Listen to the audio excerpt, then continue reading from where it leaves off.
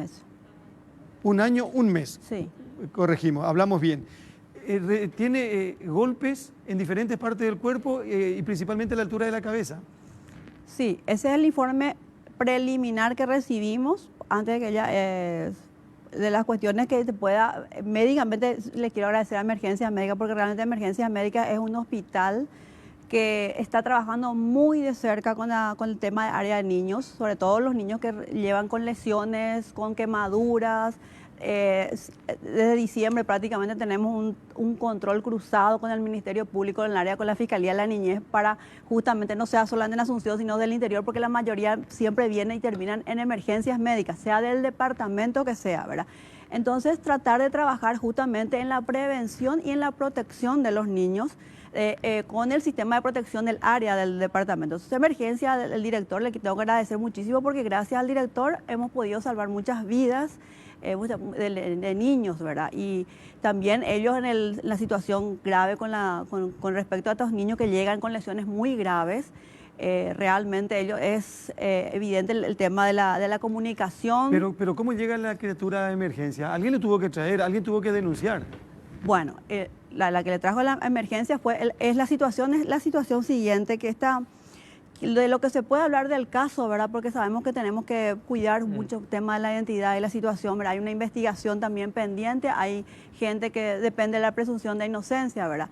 Pero del área de niños, y lo que yo quiero resaltar mucho, que acá hay una situación que llegan a este tipo de lesiones y que nosotros estamos trabajando y todos los días trabajamos para que justamente no se llegue a esta situación y trabajar en la protección y la promoción de la crianza positiva, el evitar los tratos crueles con los niños en la parte disciplinaria. Tuvimos que en el año 2016 sacar una ley, porque aunque la gente diga, no, es una parte disciplinaria, pero son indicios o evidencia que de repente pueden evitar este tipo de lesiones graves, ¿verdad?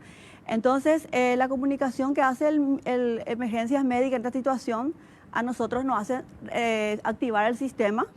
Cuando activamos el sistema, evidentemente, por un lado está la investigación penal, comunicamos al fiscal penal, ¿verdad? Y también movimos el sistema de protección para saber los antecedentes de la familia, a ver si estaba en algún registro.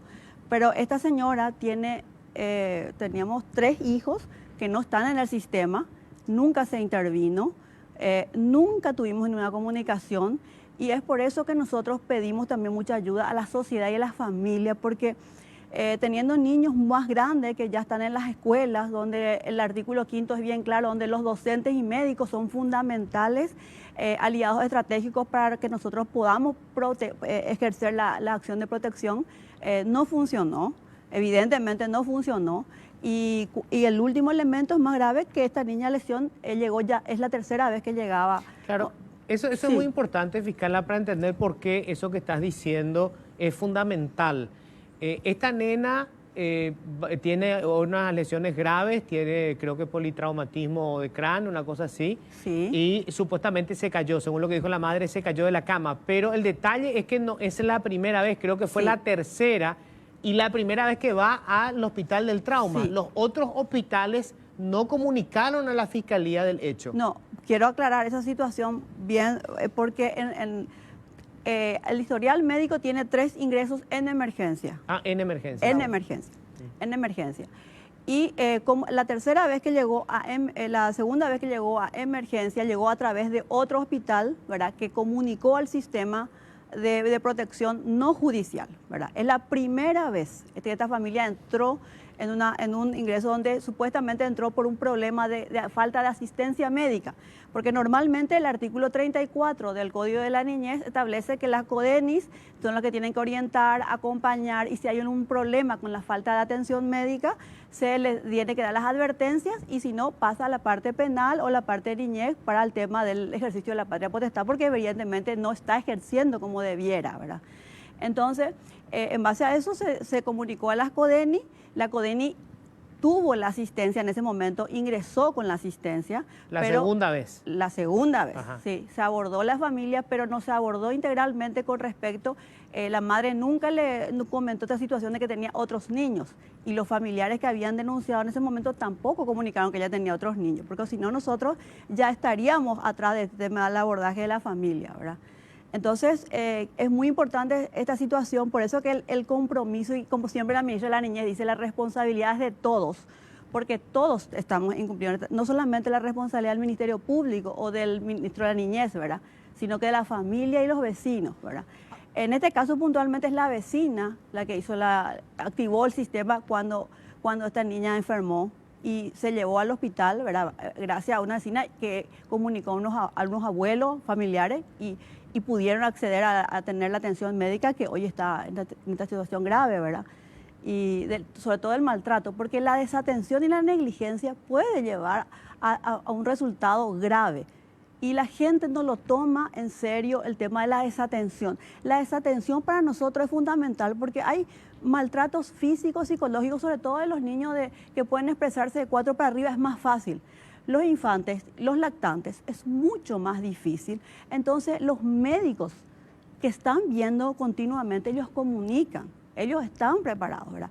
Entonces, nosotros, gracias a los médicos, muchas veces tenemos esa comunicación de esa desatención o a muchas veces negligencia. Las madres no son capaces de cuidar a sus niños porque es una situación también. Doctor, el segundo caso entonces de visita o de ida de la niña al hospital tiene que ver por un caso de omisión más que de acción. Omisión en lo Por que lo se menos refiere a la atención. nosotros no queremos interferir en tema de la investigación, porque acá muchas situaciones forenses o informes forenses que se van a ir desarrollando donde la investigación van a decir de qué forma y cuándo se cometió ese tipo de lesiones o si fue a causa de qué. Eso es la parte penal la que va a determinar.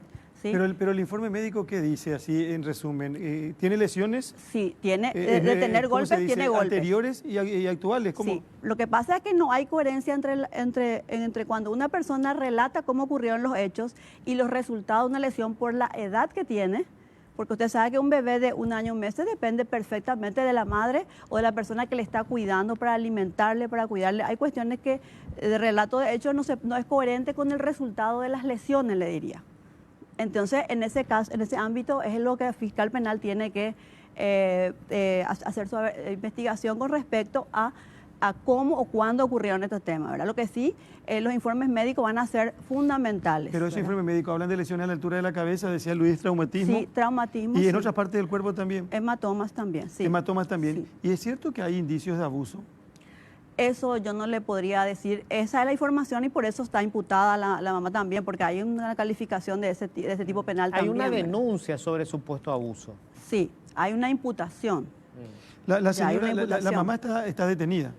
La madre está detenida, el padrastro también, ¿verdad? El persona que convivía con la señora. Hay que decir que hay 2 fiscales que están trabajando en esta causa. Sí. La fiscal Muñoz, que es de la niñez, y el fiscal Cantero, Sí, así que es mismo. en lo penal, ¿verdad? Sí. Ahora, la señora detenida, la mamá de la beba, tiene otros 2 hijos más grandes que no viven con ella. Que no viven, que no tienen guarda, que nunca figuró en el sistema de protección, ni siquiera no judicial.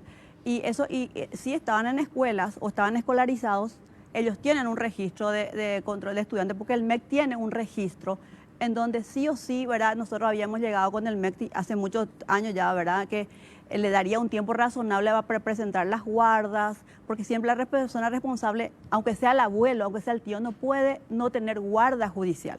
Sí o sí tiene que tener una guarda judicial. Y eso en los colegios se tiene que controlar. ¿Entiendes? Se le accede a la educación, al ingreso a la escuela, pero posteriormente tiene que presentar, y estamos la defensora de la niñez también, inclusive la defensora que hacen en forma gratuita este tema de las guardas, o sea que ¿Con no quién hay vivían objeción. estos chicos? ¿Cómo? ¿Con quién vivían estos Los más chicos? grandes, los más grandes. Los más Sí, grandes. con la abuela materna, Ah, sí. Y con una vecina, o sea, no estaban en la misma casa. con una vecina. Con una vecina, sí. Buah. Qué terrible caso, ¿eh? Qué Así terrible. es, por eso te digo, la negligencia en el cuidado, son situaciones que a lo mejor la sociedad lo ve como de forma natural y eso no es natural, justamente necesita formalizarse este tipo de los cuidados. ¿Y ahora la beba al cuidado de quién está? Y está con el papá. Con el Y papá, el los papá tíos, biológico. y las tías paternas y abuelas paternas, sí. Pero ya está fuera de... No, sigue en el ella hospital, sigue sí, porque internada estaba en en terapia, terapia, no, dijeron. ella está en terapia y es O sea grave. que Está grave. Está grave. Sí, es grave y en terapia estable y sin hasta el momento es todo Pronóstico reservado. reservado. Sí. Tuvo una cirugía porque tuvo un sangrado muy grande y O sea, ella tuvo una fractura en el cráneo. sí, ella tuvo que tener una cirugía para que el coágulo Para pueda, sacar el coágulo. Sí. Claro. sí. y está reaccionando, vamos a decir, dentro de la estabilidad, porque los médicos no quieren hablar de mejoría, ¿verdad? Fiscal, ¿y qué se sabe de los hermanos que están viviendo a otro lado? ¿Habrá algún tipo de orden o quién se encarga de ver si efectivamente los chicos también en su momento fueron maltratados, si tienen algún tipo de Nosotros lesión? vamos a realizar todos esos estudios ahora con supervisión ya de un juez de la niñez, ¿verdad? Y la defensora de la niñez, que es la doctora Marina Sorensen, que es la que está trabajando también. Y bueno, para poder regularizar de los hermanos justamente y ver la situación familiar, ¿verdad? Para que cuando la niña también salga del hospital, ¿verdad? Si es, pueda tener también realmente el ambiente familiar que requiere, ¿verdad? Bueno, fiscal, gracias por venir a compartir con nosotros este tema. Hay tantos casos de este tipo, muchos de ellos hoy denunciados y muchos casos que siguen siendo sin ser denunciados y sin tener posibilidad de y que por favor intervenir. la sociedad, por favor, no minimice la desatención de los niños en el cuidado, ¿verdad? Sobre todo en el tema de omisión, porque ese puede llegar a lesiones o graves fallecimientos de los niños. Fiscala, muy gentil, muchas gracias por venir, la señora Mona Lisa Muñoz, compartiendo con nosotros en La Lupa esta mañana. Tenemos que hacer otra pausa. Quiero decirles que para nosotros los padres